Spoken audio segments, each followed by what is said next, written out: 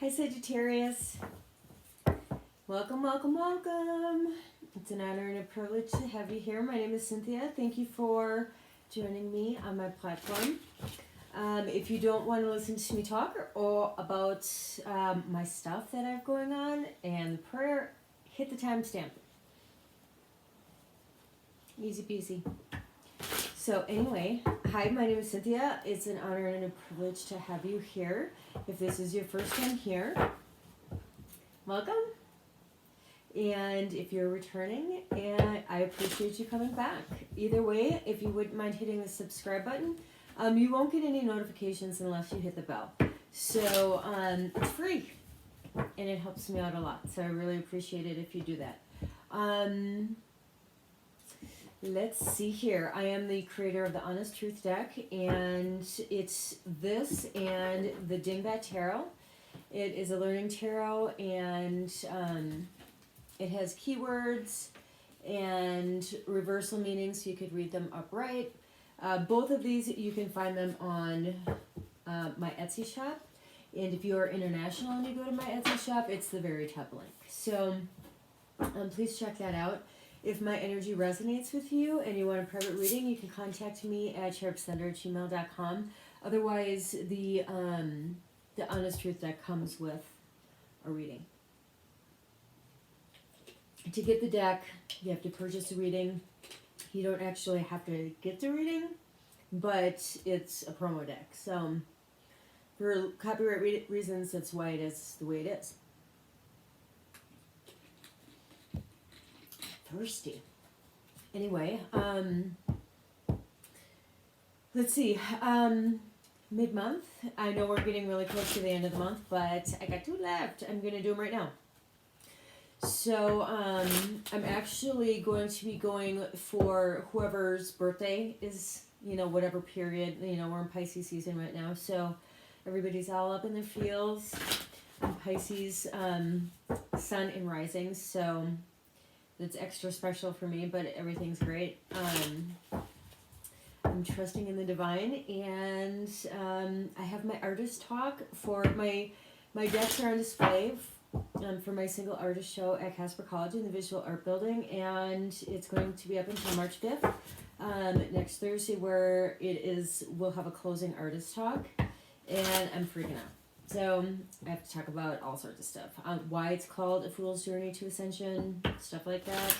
And this deck is a result of that journey. It's been a year in the making.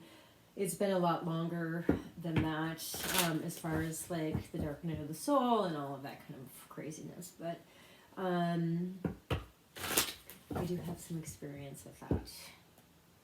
But what I'm going to be doing for you today, Sagittarius, is I am going to be doing a modified Celtic cross and about who you're connecting with. It could be the person that you just met. It could be the person that you're in a relationship with who, is not really communicating. There's something going on. Your intuition's right on point, but you're not really sure. It could be the person that you're separated from, and it could be somebody you're married to and things are confusing, somebody you're divorced from and you're still slaving together. But anyway, after that, we're going to get a clarifier from the wearer. Beginning of February, we did the who from the Inner Quest Journey from Kim Cran's Wild Unknown Archetype. So let's get into prayer. Father God, Holy Spirit, guardian angels, and ancestors, thank you for rising me up out of my bed this morning and connecting me with the collective. In particular, communicating with the collective the messages that they need to hear at this time, the messages of love, messages that you deem worthy. Dear God, I ask that only your true and trusting worthy messages come through these cards. I ask that you allow me to see, hear, feel, and know the messages that you have for me. Us, Sagittarius. I'm Sagittarius Moon. I call in the Ascended Masters, I call in the Archangels for divine communication, divine protection, and divine healing. Spirit, I ask that you put a bright white light of protective energy around the space, not allowing in any lower vibrational energies to influence this reading. I call in my spirit guides, my angels, and my benevolent ancestors as well. Spirit, we thank you for the lessons, the learning, the healing, the ascension, The protection, did I say that? Without it, we are nothing. Without you, we are nothing.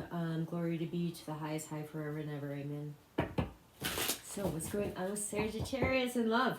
I've gotten some mixed results the last couple days, but I just read the cards. I just read the cards, my friends. What's going on with Sagittarius in love for the last part of February, beginning of March? What is going on with Sagittarius and the person that they are connecting with? Energies can be interchangeable. Take what resonates, leave what doesn't. Not every reading is for every Sagittarius. But this is for Sagittarius, Sun, Moon, Rising, and Venus. So, okay. What's going on in love with Sagittarius? Guess what? Under the deck, you have your wish fulfilled. Life is good. It even says, life is good. Life is good. I love that card. And then after that, we have Page of Pentacles. It's a message in a bottle. It is a message nonetheless. It is also gathering information that is practical, trustworthy, but it is earth energy, and it is the slowest energy in the deck. That is the reason why this message in the bottle is grounded. Either one or both of you is feeling burdened by the situation, and you need to let down those burdens. But either way, one or both of you are hanging on to the situation. Somebody could be controlling, possessive, control freak. But either way, this is divinely guided. Somebody is taking a pause, they're reviewing the situation, absolution. Somebody is either judging somebody else harshly, or they're judging you harshly, or the situation is being judged harshly. Either way, there's a judgment call being made that is guided by the divine. After that, you have an apology coming in with the Page of Cups. This could also be love news. And this page is very young energy. It could be a kid, but it's an apology. Then you have the Hierophant. Yeah, blah, blah, blah, blah, blah. Okay. So you are coming in, Sagittarius, as the Knight of Cups. The Knight of Cups is in love with love. He's in love with the easy part of love. And he is, he's a knight. Date kings, not knights. But this knight, he is all about romance. It could be a proposal. He's creative. He's, you love being around him. There's a connection, and everything's great until it's not. And he's either going to grow up into the King of Cups, or he's going to plop out into somebody else's life, and the relationship will be over. So, the situation is a passionate new beginning with the Ace of Wands. It's also a card of travel.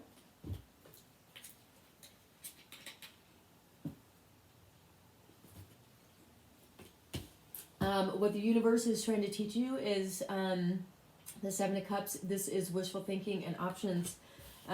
This could be you having a lot of options, a lot going on in your life. This could be the person you're connecting with having a lot going on in your life. This could be the person's wife, you, the next girl, the next person, their friends, their alcohol, their addictions, their whatever, work. It's options. That's the opportunity.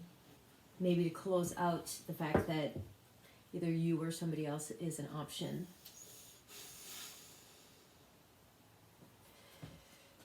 The universe wants to teach you is that a relationship could be coming up. It could be sexuality. It could be a soulmate. This could be two souls coming together, bridging the gap. Two souls, two people. Or this could be a choice between two different people. But if this is a choice, this is a life-changing decision.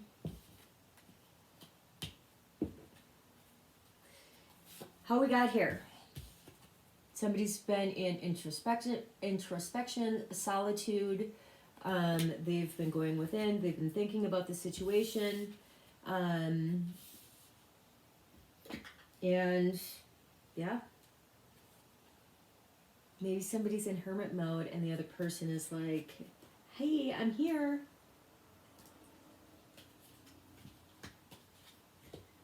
Pull out the rest of these cards for you.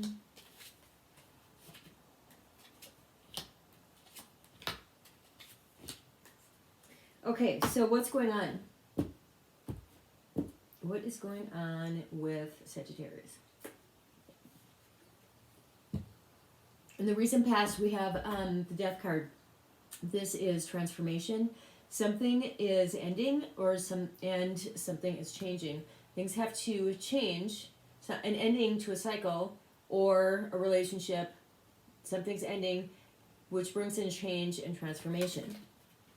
I always see the Death card as a really positive thing, but in the near future, you're in the Hangman position. You need to look at the situation from a different perspective. You're feeling like this is a sacrifice, and you feel like you're suspended, like in thin air.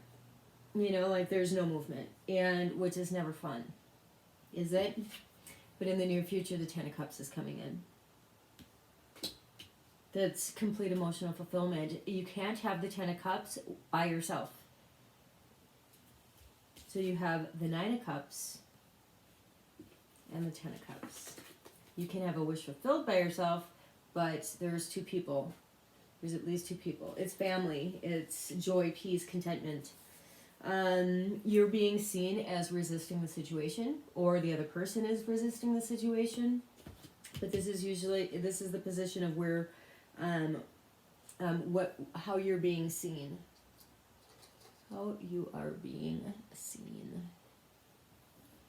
Okay, so I'm just gonna put these suckers right here. Right, yeah. Okay, so the hopes and fears is with the Five of Wands. There's conflicts, quarreling, and competition. This could mean that somebody's in your business. They're all up in your business, or this could just mean that somebody needs to, shut the fuck up or something, or, like, do you want to be right or do you want to be happy? How about that? Either way, your outcome is the Seven of Pentacles. This needs to be a balanced situation. This could be balance of resources, of knowledge, of power, but in the original Rider-Waite, this person gave a whole loaf of bread to this beggar, and this beggar over here is getting breadcrumbs. So you could be getting breadcrumbs, or you could be breadcrumbing somebody else. If you're breadcrumbing somebody else, I would recommend that you stop that, because karma's a bitch. You don't want a karmic cycle coming around biting in the ass. But a clarifying card, you have the King of Wands. He is not the most compassionate king, but he is intellectual, he's truthful, he's just. He makes decisions from his headspace, and but he's a king nonetheless. Yes. After that, somebody's walking away from something that they have invested in, something that they've emotionally invested in, something that they are sad about walking away from, something that they feel like they have to walk away from so they can get their wish fulfilled, their Nine of Cups, so the Ten of Cups can come in. You need to walk away. Okay, so look at, in this deck, there is a cup in the sky. He's walking away from the Eight of Cups to his Nine of Cups, which is right here, so he can get to his Ten of Cups, which is with somebody else, with the Lovers. So after that, we have the Star. This is a healing card. This is wish fulfilled. You have both wish fulfilled cards coming in.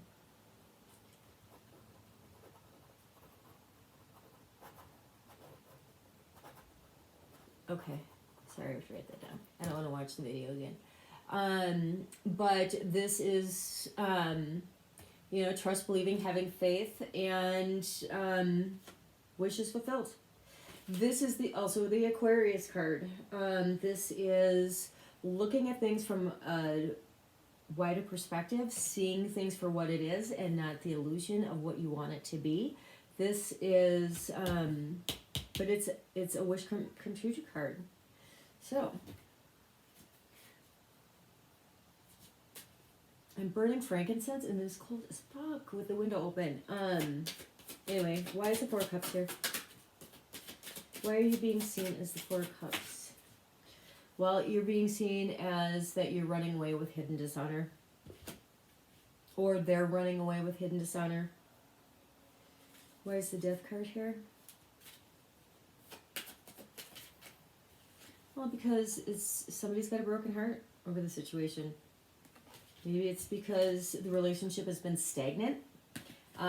You've been in a relationship and somebody's unwilling to move it forward.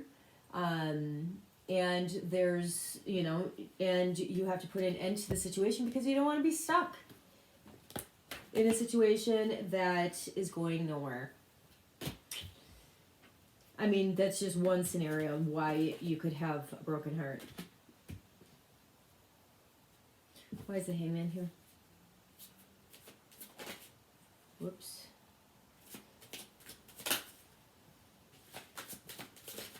Okay, take that one. The Hangman's here because somebody needs to do the work on themselves. Somebody needs to put themselves in the Knight of Pentacles energy. This person is abundant, disciplined, and self-reliant.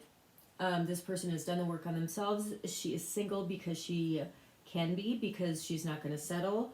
And surprised the Nine of Wands or the Knight of Wands hasn't come out. But this person is waiting for their true love to come in. Their passionate new beginning. She wants a passionate new beginning. The Lovers, so she can have her 10 of Cups. Lovers, Pentacles, then Ace of Wands. Okay, let's see what else we have going on in here. Let's get the clarifying card from the Oracle. Let's get an Oracle. Okay.